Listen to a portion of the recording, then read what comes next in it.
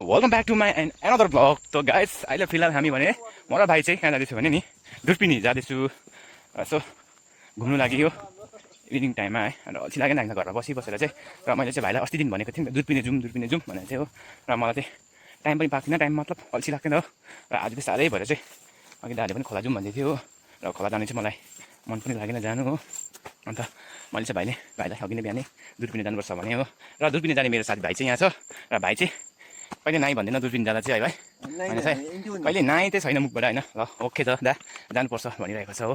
भनिरहेको थियो अनि त्यही भएर चाहिँ हामी खाजासाजा खाएर चाहिँ खाजा पऱ्यो 12 बजीको खानासाना खाएर चाहिँ हामी निक्लेको नि त हो। र अहिले चाहिँ हामी अर्को बाटो जाँदैछौँ। यहाँबाट अलिक सजिलो पर्छ माथि रोड निक्लेपछि चाहिँ रोडै रोड हो। र हाम्रो बाटो उकालो गएको चाहिँ निकै नै बाटो पनि अप्ठ्यारो र उकालो पनि हो नि त। अनि त्यही भएर चाहिँ अहिले हामी यताबाट यहाँबाट घाम भन्ने चाहिँ तपाईँले देखिराख्नु भएको छ है। यहाँ मात्रै होइन तपाईँहरूतिर पनि है घाम चाहिँ अब फुल कतिको उसमा तापमा लागिरहेको होला है। हाम्रोतिर पनि यस्तै हो, घाम चाहिँ पसिना चाहिँ तुरुरु चुहिरहेको छ है सायद। बाटोमा चाहिँ एकदम अहिले फोकस लगाएर हेर्नुपर्छ क्या अब यस्तो बेलामा चाहिँ। किनभने नि घाम र पानीले गर्दा चाहिँ अब अस्तितिर पानी परेर है अहिले घाम लाग्दा चाहिँ के हुन्छ भने क्या साँपहरूको डर। किनकि जस्तै पनि अस्ति मैले साँप भेटेको हो र हिजो मात्रै भाइले पनि घरको छेउमा साँप भेटेछ हो। त्यही भएर हामी चाहिँ बाटोमा चाहिँ एकदम फोकस मजाले लगाएर हेरेर हिँड्नुपर्ने हुन्छ है साँपले गर्दा चाहिँ। र अहिले हामी चाहिँ आइपुग्यौँ माथि। तपाईँले यो रोड त देखिराख्नु भएको होला है सायद मेरो ब्लगमा है। हामी प्रायः जस्तो अब यही बाटो यताउति रासिनतिर जाँदाखेरि यो मात्र गाउँतिर आउँदा यो बाटो हिँड्नुपर्छ हो।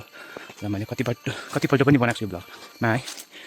र अरू ठुलो हाम्रो अहिले चाहिँ लाइटको प्रब्लम क्या। हिजै नै गएको राति लाइट अझैसम्म पनि आइपुगेको छैन। हाम्रो गाउँमा मात्रै होइन यो टी एस्टेट भ्यालीमा सबैतिर लाइट चाहिँ छैन है। सायद आज बेलुकासम्म त आउँछ होला किनकि यति साह्रो अब हावा पानी चलेको भए पो अलिक भए पनि डर हुन्छ हो। अनि तर अहिले चाहिँ घाम त लागिरहेको जस्तो होला फुल बिचमा है। र लाइट त आउनै पर्ने हुन्छ किनकि है सायद लाइटको विषयमा के भन्छौ? होइन लाइट कसरी गर्ने होला अहिले आज गरिदिने छ के हो त्यो आज लाइट आएन भने भनेको लाइट आएन भने भनेको माथि कुटा हुन्छ। हामीलाई साह्रै बिजोग भइसक्यो है। पावर ब्याङ्कहरू बोकिन्छ लिन्छ भाइले। लु हेर्नुहोस् फिक्स गोजीमा पावर ब्याङ्क छ उसको। र मैले पनि पावर ब्याङ्कमै हालेर आएको चार्ज 2-3 स्टेप थियो पावर ब्याङ्कमा हो। र मेरो पनि यस्तै 30-35 भएछ ब्याट्री हो।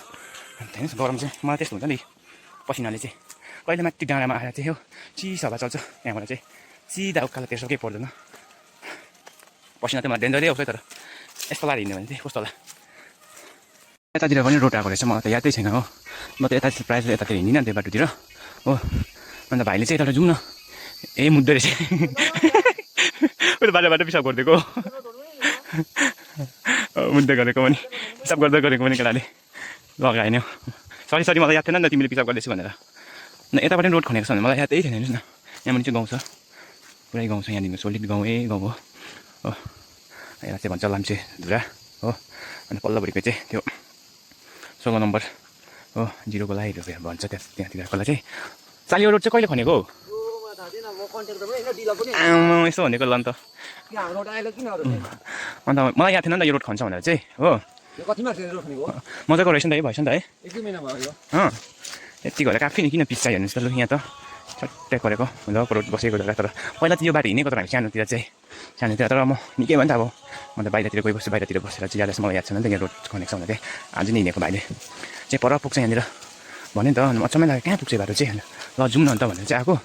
यहाँ पो पुग्दो रहेछ माथि डाँडामा यहाँबाट चाहिँ अलिक तुक्काल हिँड्नुपर्छ हो। त्यहाँदेखि हाम्रो त्यो माने डाँडा पुगेर चाहिँ त्यहाँबाट त्यसै तपाईँहरूलाई म देखाउँछु ब्लग चाहिँ है। मेरो भिडियो त लास्टसम्म हेरिदिनुहोस् है। र कमेन्ट पनि गरिदिनुहोस् है हजुरलाई मन परेछ भने है। मन परेछ भनेदेखि एउटा फुल सपोर्ट गरिदिनुहोस् होला है हजुरहरूले है।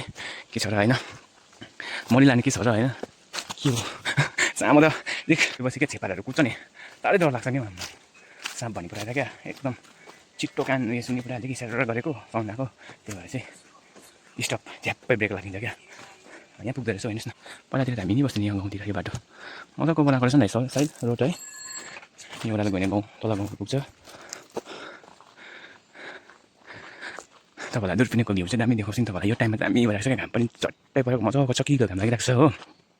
अन्त यहाँनिर त गाईहरू चाहिँ पहिल्यैदेखिको पाल्छ यहाँतिर चाहिँ। त्यहाँबाट हेर्नुहोस् कस्तो लाग्छ भ्यू। यो चाहिँ तपाईँलाई टेलर मात्रै हो हेर्नुहोस् न हामी यहाँ माथि डाँडा आइपुग्यौँ भर्खर अब आइपुग्न आँट्यौँ यहाँ रोड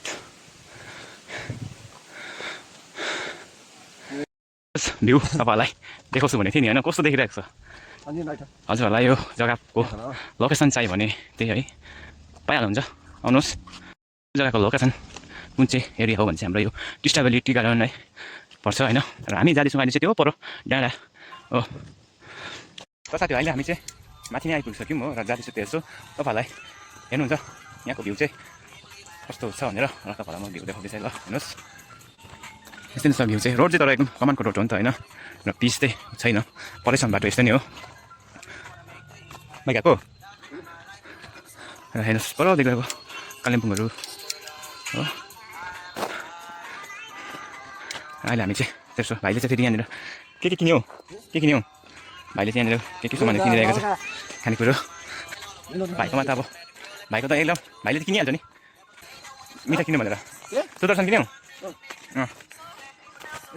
बोकाउनु एकछिन अन्त आज चाहिँ हामी किन भनेर एउटा चाहिँ नि हाम्रो भाइको गर्लफ्रेन्ड आउँदैछ कि अन्त भाइले चाहिँ मलाई साथी जाउँ भनेर आएको नि त हो म त भाइसित साथी आएको नि त भाइको गर्लफ्रेन्ड आउँदैछ साहिल गर्लफ्रेन्ड आउँदैछ होइन तिम्रो उसलाई कतिपल्ट पिसा पाएको आमामा राइट र यो चाहिँ सबै छ भने नि तपाईँलाई पनि टिस्टा भ्याली कमान हो हेर्नुहोस् यो गल चाहिँ माथि दार्जिलिङतिर जाने हो र परतिर देखेको नसुन्धुरा आधेधुरा माथितिर तक्दा पर्छ र माथि चाहिँ तिनचुले पेसोकहरू भएर जाने हो र दुर्पिनमा चाहिँ मान्छे हुन्छ जहिले पनि हुन्छ मान्छे चाहिँ हो र मैले चाहिँ भाइलाई यहाँ सुदर्शन किन्नु लाग्थ्यो सुदर्शन चाहिँ म ज्यादा होइन ठिकैको खान्छु हेर्नुहोस् न कस्तो मजाको भ्यू छ नि है अहिले चाहिँ अलिक कम्ती भयो यहाँनिर टुरिस्टहरू आएको छैन हाम्रो पहिला पुरा आउँथ्यो क्या टुरिस्ट अब अलिक सिजन लागेको छैन नि त यो बाटोतिर यो एरिया पुरा दामै टुरिस्ट आइरहेको हुन्छ बङ्गालीहरू क्या र छ नि हाम्रोतिर पनि भ्यू हजुरहरूलाई नदेखाएको पो त भन्ने र खोला न त भाइले चाहिँ सुदर्शन खोल्नु भन्दैछ र तल्लो बाटो पनि पुग्छ यो बाटो चाहिँ रोड चाहिँ यस्तो घुमेको छ नि त हो हेर्नुहोस् न पर गाडी आउँदैछ त्यो यही हो हाम्रो दुर्पिनी चाहिँ तपाईँहरूलाई देखाउँदैछु यहाँको भ्यू बाँकी बाटो भने तपाईँले देख्नु भइहाल्यो होला यहाँनिर चाहिँ हेर्नुहोस् टिस्टा खोलाहरू कस्तो देख्छ है हेर्नुहोस् न अन्त यो बेला यहाँ चाहिँ दामी देख्छ नि त अम्बो हेर्नुहोस् न त माथि है कस्तो दामी देखिरहेको छ नि हजुरलाई कस्तो लाग्यो कमेन्टमा चाहिँ है जरुर भन्नुहोस् होला त्यहाँनिर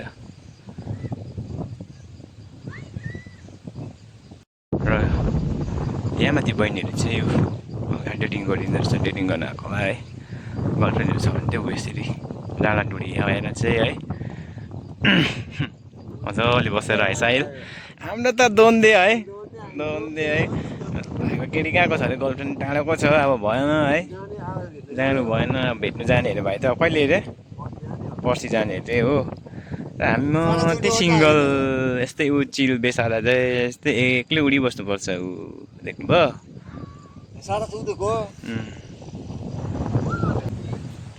मेरो त फेरि कपाल पुरा उठ्छ नि त त्यो भएर लागिरहेको छ यहाँको भ्यू कस्तो हावा चल्छ हेर्नुहोस् न सक्यौँ घाम पनि फेरि ज्यादा हो बेसी गरम भएको छ डाँडामा त शीतल हुन्छ हो फेरि एकछिनमै रात परिहाल्छ अनि त्यही भएर चाहिँ फर्केको हामी है साहिल साहिलको घरमा गएर के काम छ अरे के काम छ भन न खै के भयो मान्छेको फोनले फेरि अहिले कहिले फेरि के भयो मान्छेको फोन चाहिँ फेरि